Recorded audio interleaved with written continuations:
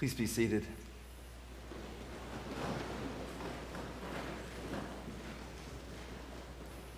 The title of my message this morning is In the Image of God, taken from our reading from Genesis. So God created humankind in his image. This morning I want to share with you a personal reflection. After today's picnic, I will be leaving for Washington for a few days to speak with congressional leaders about suicide prevention.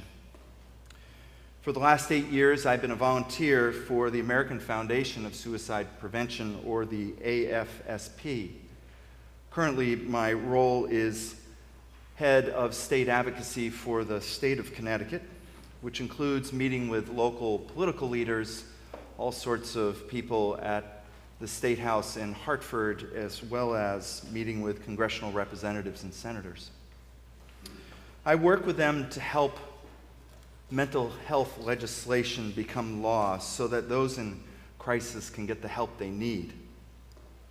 Recently, someone asked me why I chose to work for suicide prevention. Usually, I say that my experiences as a priest have led me to this work. I have counseled students who have just heard about a suicide of a recent graduate. I've prayed with a psychiatric patient who could not be left alone because she would immediately try to end her life. I've been called in the middle of the night by the police to be with a family whose father had died by suicide only an hour before. These are good reasons, but not the primary reason I work for the AFSP.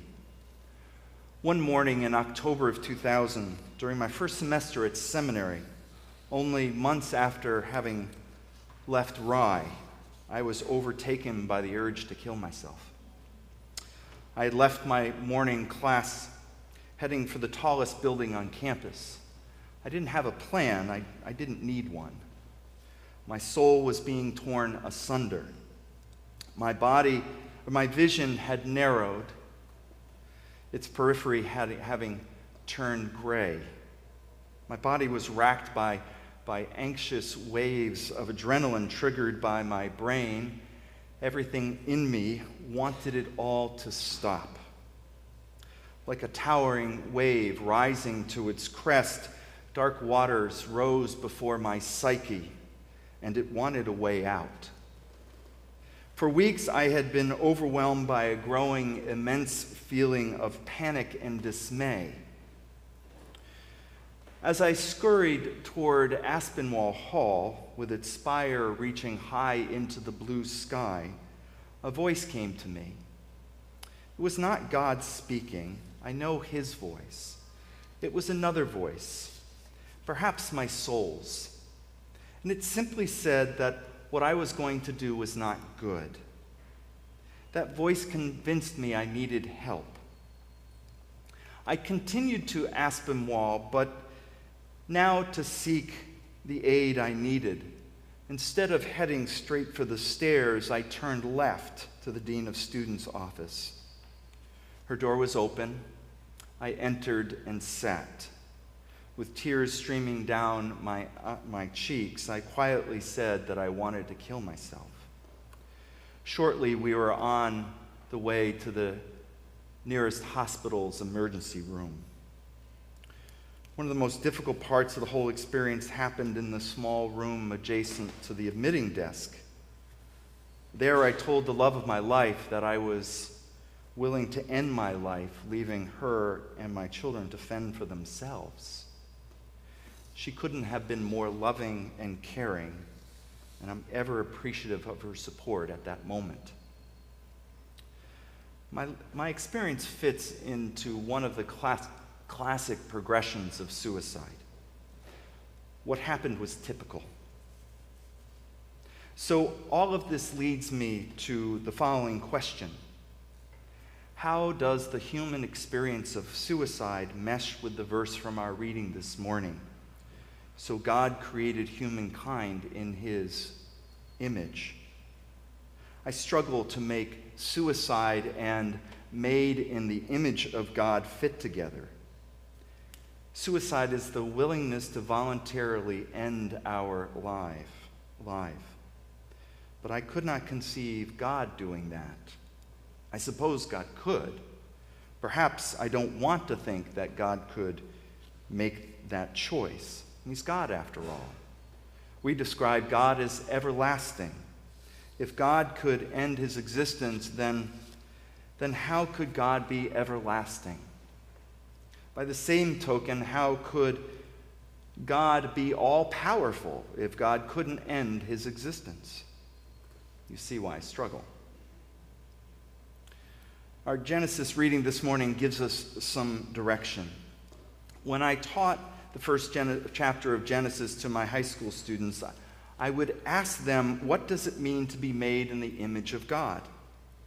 To answer my question, I told them they could only look at the previous 26 verses. And here's what they would discover. To be made in the image of God involves two attributes. The first is to create. Consider what God has created with the creation of the universe, and consider all that we have created on the earth. No other earthly creature has such capacities. So to be made in the image of God is to be creative.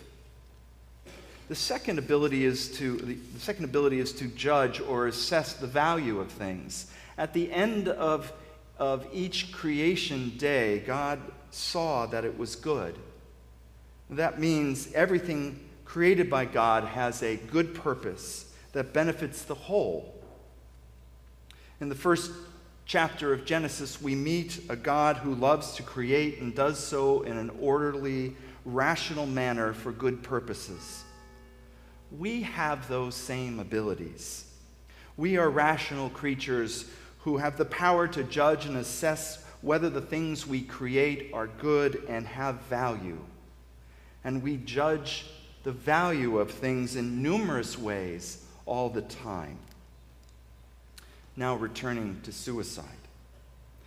We have the power to create our end.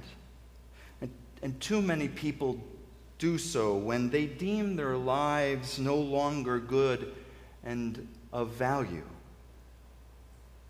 That choice is a part of the free will we have.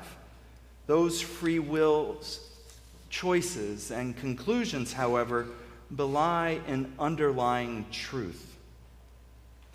We did not create ourselves. We are not self-conceived.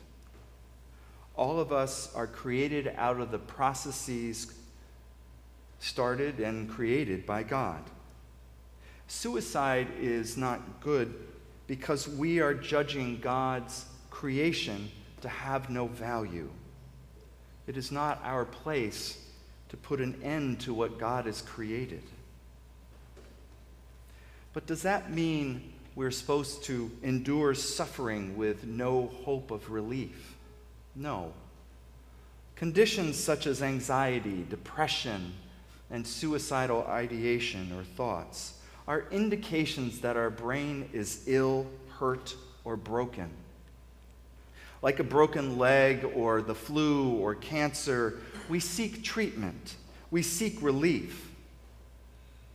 When we're more than sad, we go see the doctor.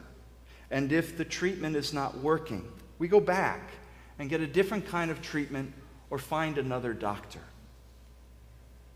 Moreover, we are blessed to have a God who knows suffering.